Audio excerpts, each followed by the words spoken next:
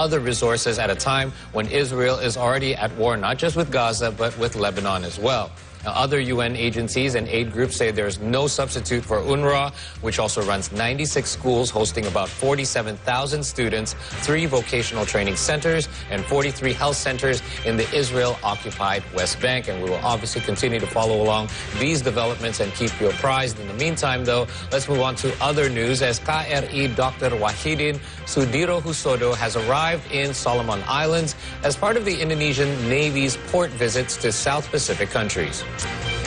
On Sunday, personnel aboard the hospital ship offered medical examination for Solomon Islanders and Indonesian diaspora alike.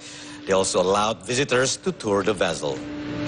Upon arrival, the day before, the task force handed out medical aid on behalf of the government to the Minister of Police, National Security and Correctional Services, Jimson Tanangada. This mission is set to bolster ties when we'll see visits to 3 other countries, namely Fiji, Vanuatu, and Papua New Guinea.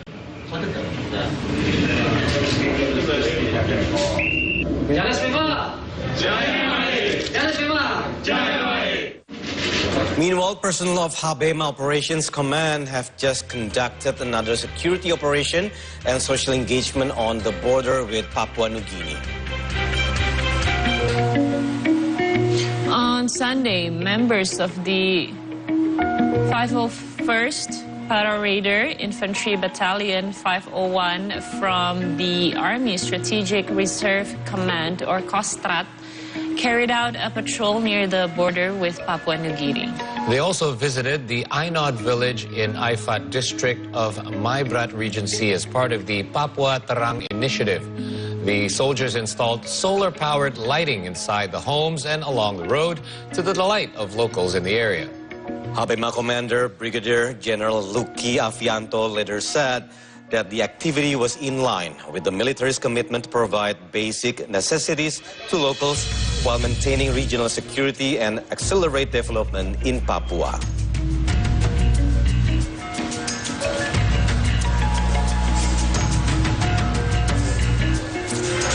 So time for our first break, but have news from around Indonesia when we come back, only on the C Morning Show.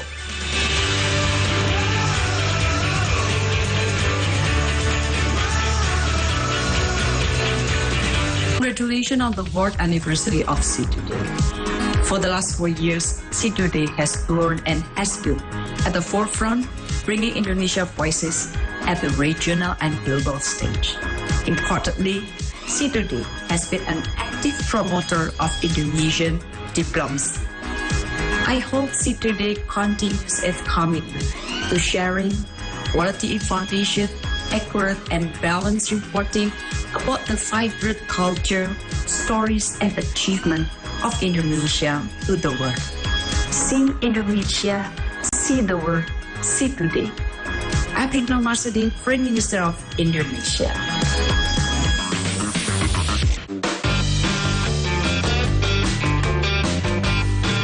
Okay, Dishanter, so these are the steak menu from Saung Steak Galunggung. A little bit lack of seasoning. This is the famous sate taichan that Bang Khodris sell for about 1,000 every single day.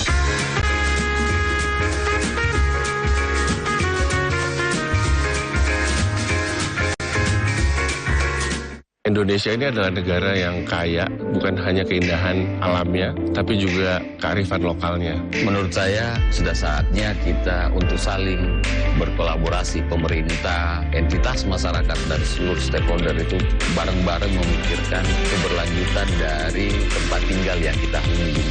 Mungkin mau menekankan pentingnya hidup untuk pembangunan berkelanjutan. Di sini saya pikir, wah ternyata kami bisa merasa nyaman dengan hunian tradisional itu yang tidak perlu AC. Sebenarnya karena kita di negara tropis gitu ya, maka rumah ini pasti otomatis arsitekturnya juga tropis gitu ya. Inilah pasangan hidup saya. Oh ini kan jodohku gitu. Ya mungkin ya. A lot of love there, warmth, safety, dignity, that's what I call home. Masih zaman Belanda, Jepang, 144 ada. Paling banyak orang suka mie spesial, ayam, bakso, campur semua. Happy anniversary to See Today. Your platform's role in fostering greater understanding and unity across Southeast Asia mirror the spirit of international cooperation. Wishing you a continued success in all your endeavors. Thank you.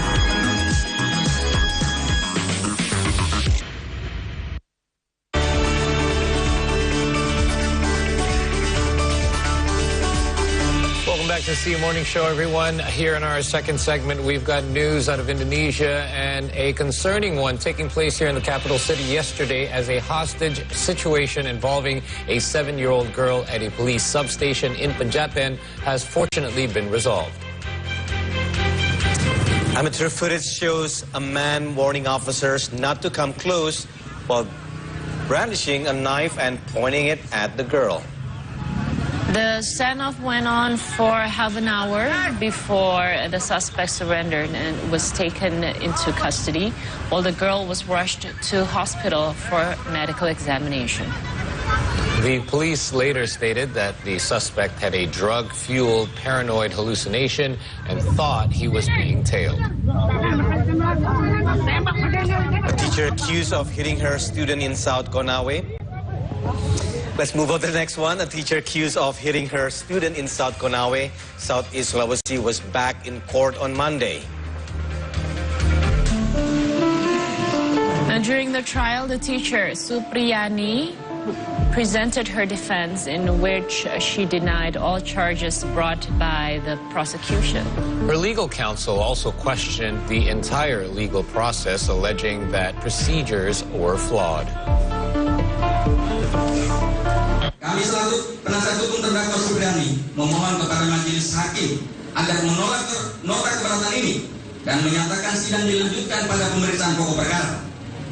Permohonan ini didasari pertimbangan bahwa kami tidak ingin pembuktian perkara ini berhenti pada pembuktian formil atau prosedural belaka.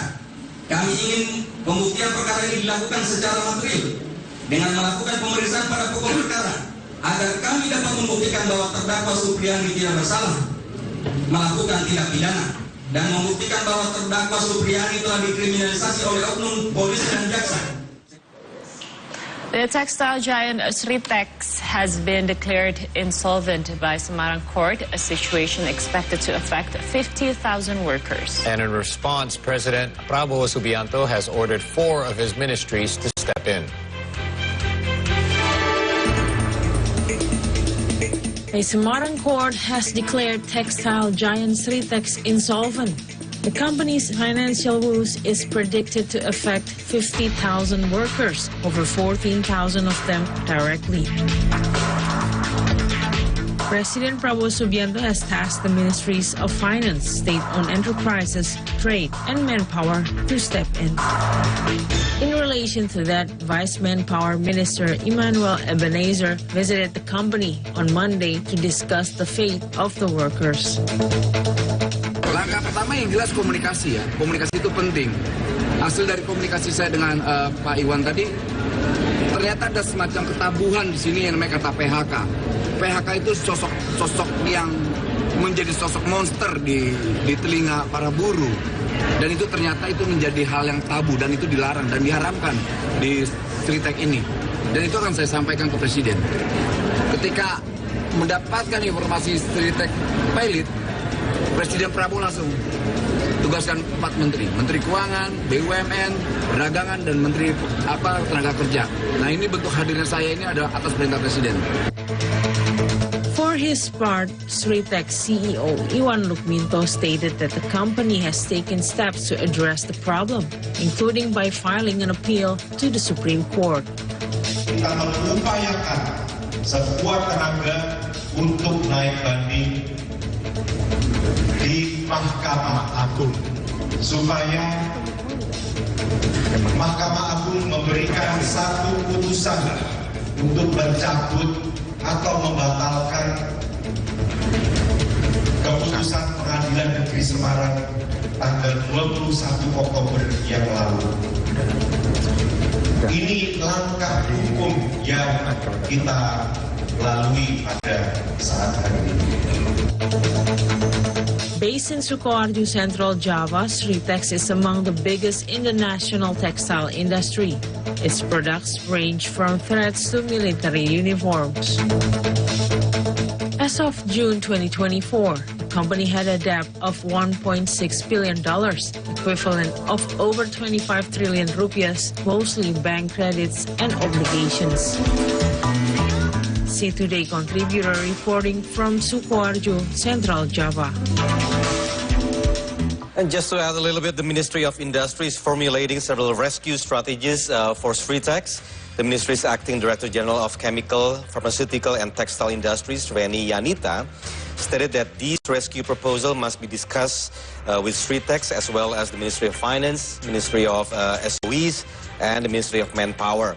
So basically, the more detailed schemes proposed by the government, mostly by the Ministry of Finance.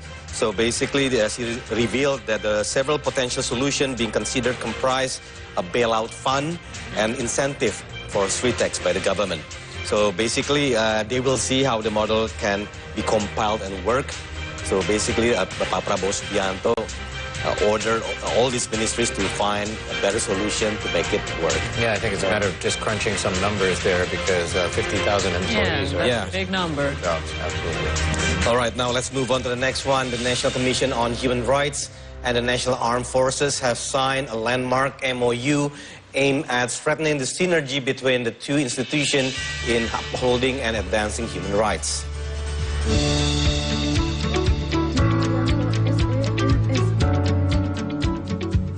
Commander of the National Armed Forces General Agus Subianto signed a memorandum of understanding with the head of the National Commission on Human Rights, Atnika Nova Sigiro, on Monday at the National Commission of Human Rights Office in Central Jakarta. The memorandum, which is a historic first for both institutions, seeks to increase the cooperation between two institutions in human rights protections in the operating areas of the armed forces. In her remarks, Atnika highlighted the need for synergy between the two institutions in upholding human rights. Nota kesepahaman ini memperlihatkan bahwa antara pelaksanaan tugas dan fungsi pertahanan keamanan, menjaga kedaulatan dengan tugas dan fungsi untuk mendorong pemajuan dan pelindungan HAM adalah tugas yang menjadi tugas dari kedua lembaga ini secara sinergi harus dilakukan. Jadi tidak bertentangan antara tugas pertahanan keamanan dengan hak asasi manusia selama itu dilaksanakan sesuai dengan hukum yang berlaku, baik hukum nasional maupun hukum internasional yang sudah diratifikasi oleh Indonesia. Sport General.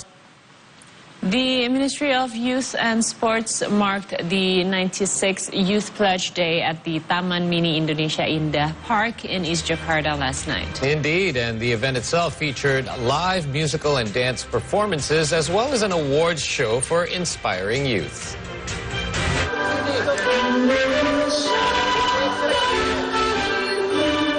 In celebration of the 96th Youth Pledge Day, the Ministry of Youth and Sports held a series of events centered around youth empowerment at the Keongmas Plaza of the Taman Mini Indonesia Indah in East Jakarta on Monday. The event, which was free of charge for the general public, featured several live performances, including musical acts and dance performances.